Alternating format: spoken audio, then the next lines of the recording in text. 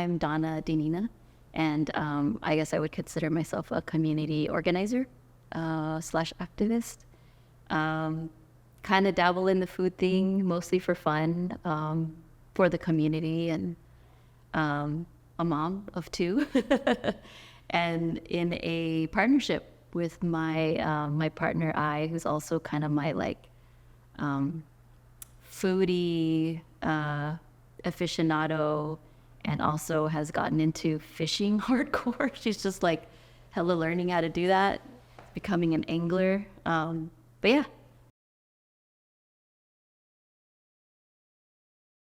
I never had intentions of becoming one or even an interest at all, even all through college. Like I just wasn't in that world. But I realized later um, the accumulation of kind of like personal experiences sort of led me to the activism work that I do now. So it just sort of like one thing led to another. But a pivotal moment where I was introduced to the movement in the Philippines for liberation, which I was like, what? Why is there even a liberation movement in the Philippines? What for? It was actually Gio and Shara. They were sort of my introduction to that whole world, and they were pretty slick about it. I say they, but mostly Shara. She had asked me to help plan and coordinate her wedding, specifically the actual ceremony itself. And through that, she was like, "Let's have lunch." And then from there, she was like, "Oh, by the way, after talking through like wedding logistics, she's like, we're trying to put on this show, this cultural show about Filipino women.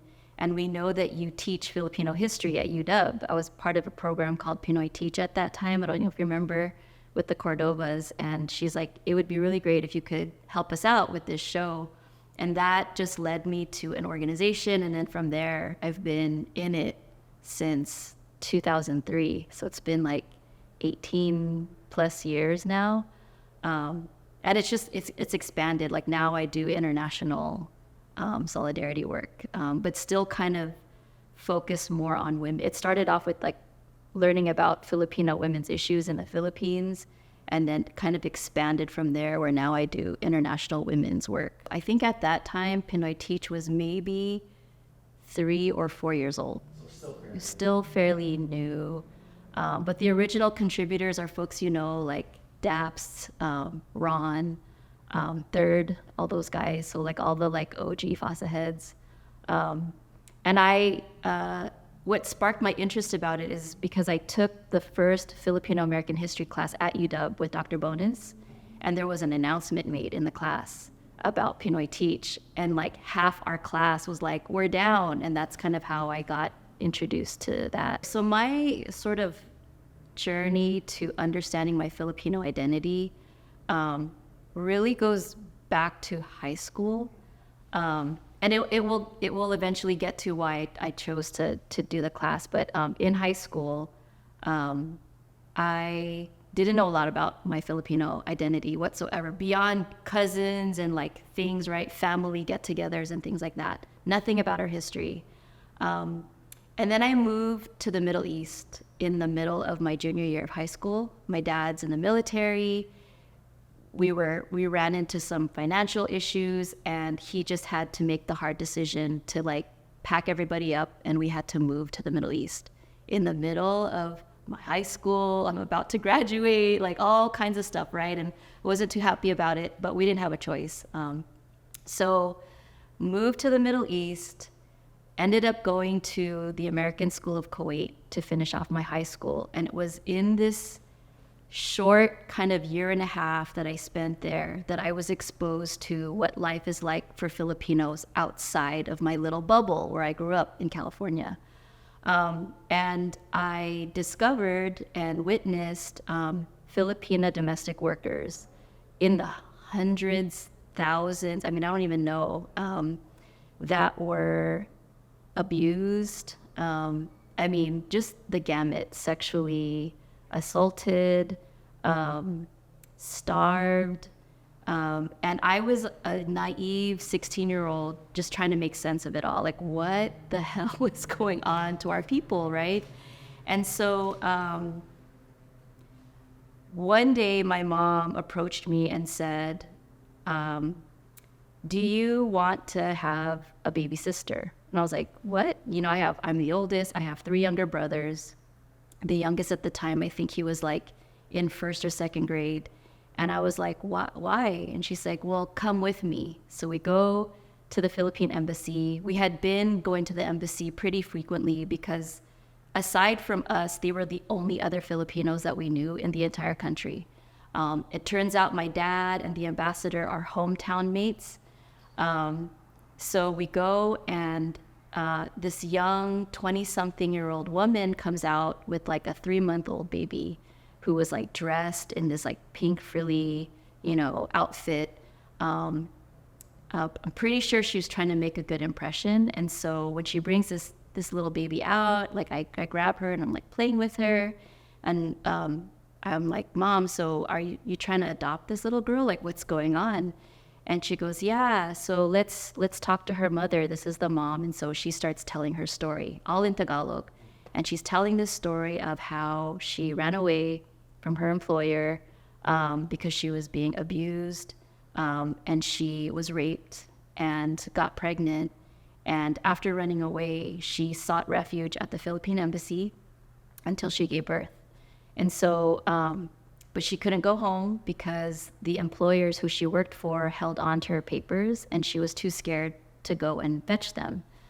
And so I was just kind of, already in shock, right? I'm like, what the hell? Well, you were raped, and and you have this baby. Like, what are you gonna do? How are you gonna raise her?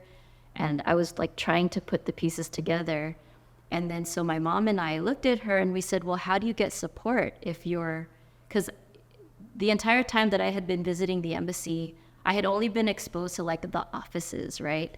And the way that the embassy is set up, it looks like a house. It's basically like a house, like mansion converted into like little offices. And I was like, where do you stay? Where do you live? And she kind of like does a head gesture to the like front desk woman receptionist and just like makes eye contact with her. And the receptionist she just does a nod, like, yeah, go ahead. And so we're like, what? And so she's like, follow me. She takes us to another room that we'd never been before. And the room, we walk in, and it's like the size of this entire area, like the size of a basketball court.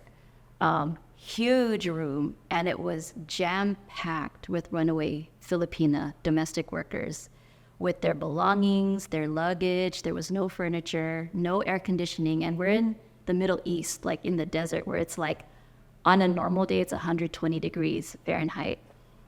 Crazy. I'm like, there was a stench, I could feel the heat like just hit my face, and I'm like, what the fuck, what happened?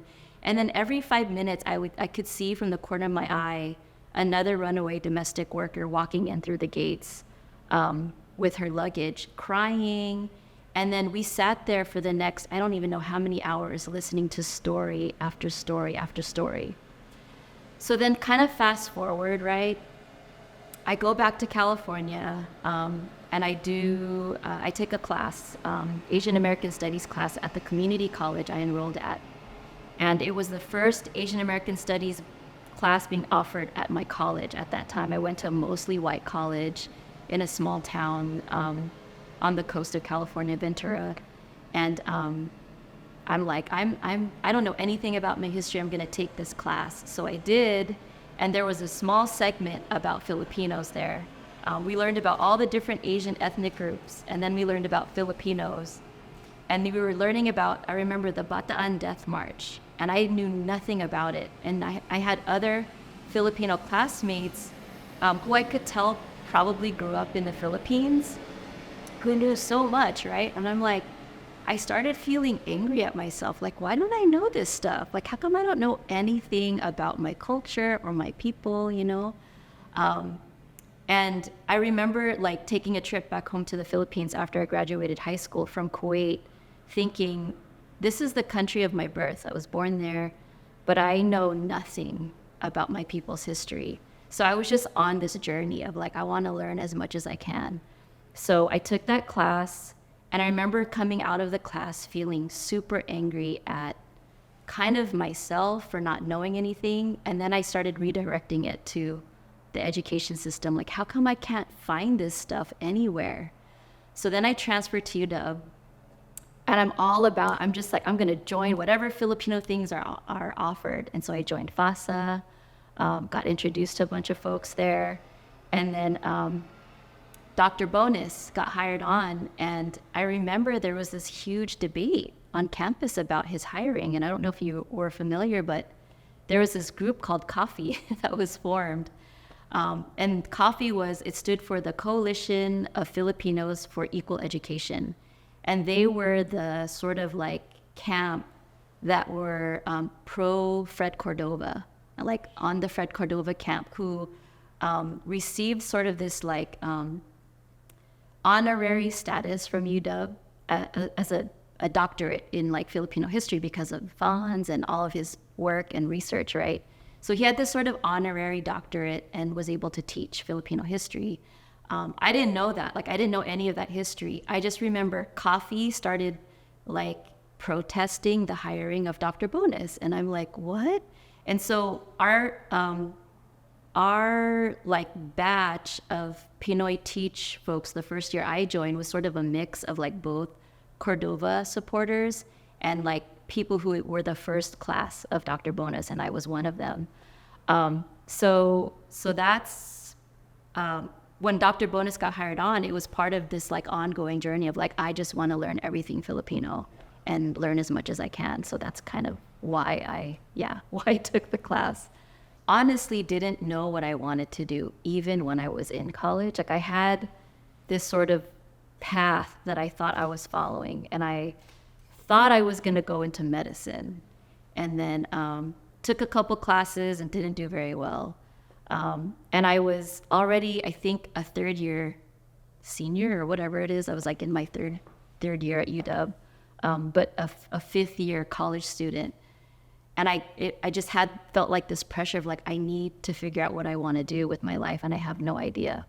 So I took the Pinoy Teach class my last year at UW, and I thought, cool, maybe I'll be a teacher. Maybe I'll teach Filipino history.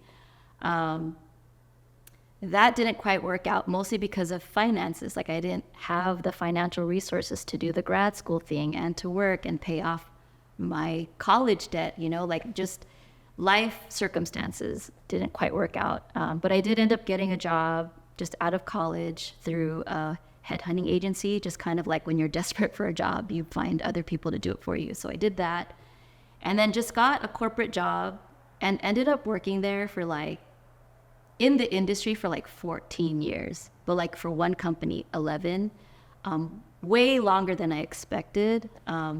Not trying to climb a corporate ladder, just trying to maintain so I could support myself, my family, a roof over my head and all that.